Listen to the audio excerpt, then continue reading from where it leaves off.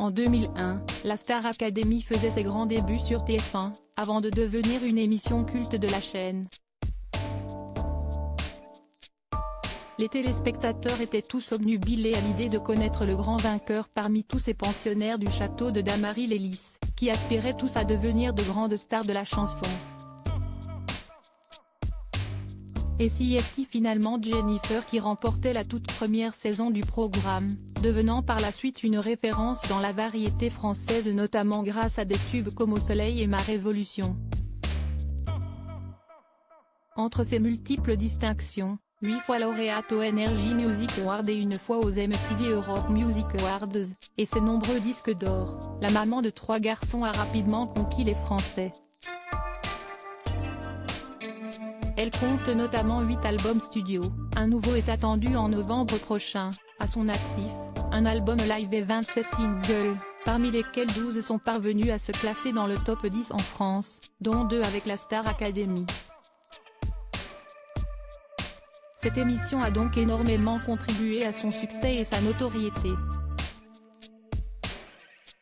Elles m'ont vachement encouragé, mais peut-être que tout cela n'aurait pas été possible sans le soutien d'Alexandra, la sœur de Caroline Iturbide. Cette dernière recevait Jennifer ce vendredi 8 septembre sur les ondes de RFM et a fait part aux auditeurs d'une anecdote surprenante à ce sujet. Il y a 20 ans, tu avais plein de petits boulots, et notamment tu bossais dans une agence de presse, et tu étais l'assistante de ma sœur, Alexandra Iturbide, qui nous racontait qu'elle adorait son assistante, que tu étais marrante, très mignonne, et que tu rêvais de chanter, et que tu avais hyper peur de t'inscrire à la Star AC. Et si est Alex qui t'a dit mais allez on y va, a-t-elle révélé.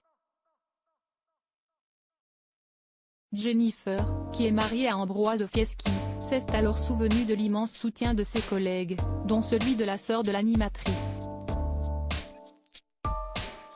Elles m'ont vachement influencée, encouragée. J'avais peur de tomber dans un truc qui ne me correspondait pas.